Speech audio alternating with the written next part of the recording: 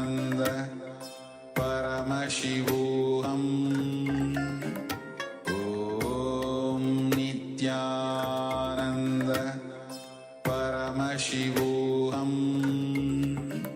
Om Nityananda Paramashivoham. Om Nityananda Paramashivoham. Om Nityananda Paramashivoham. Om Nityananda Paramashivoham. Om Nityananda Paramashivoham. Om Nityananda Paramashivoham. Om Nityananda Paramashivoham. Om Nityananda Paramashivoham. Om Nityananda Paramashivoham. Om Nityananda Paramashivoham. Om Nityananda Paramashivoham.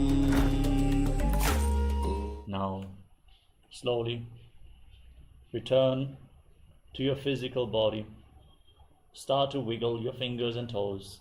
Rotate your wrists and ankles. Move your arms and legs. Pull your knees up towards your chest. Squeeze your body into a ball and rock it from side to side. Massage your back and slowly return to a comfortable seated position.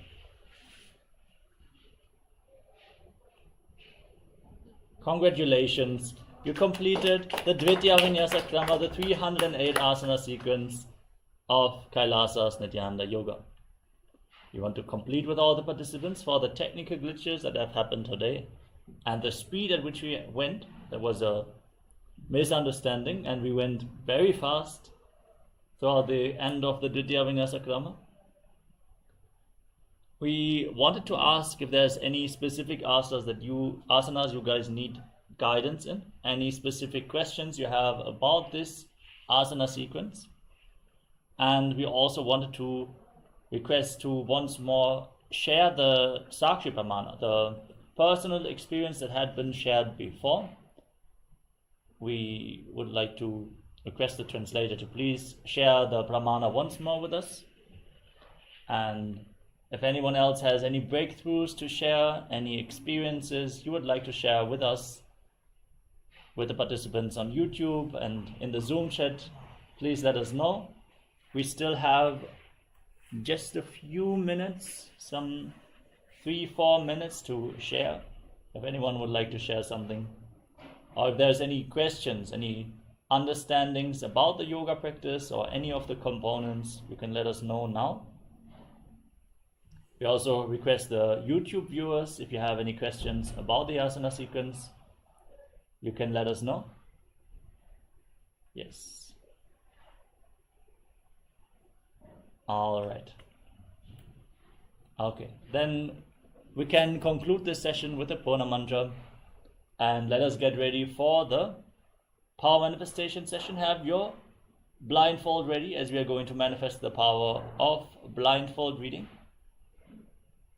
Everyone, please sit with your head, neck and spine in a straight line. Your hands in Namaskara Mudra in front of the heart center. Close your eyes. Take a deep breath. Visualize Swamiji in your inner space as we all chant the Purna mantra.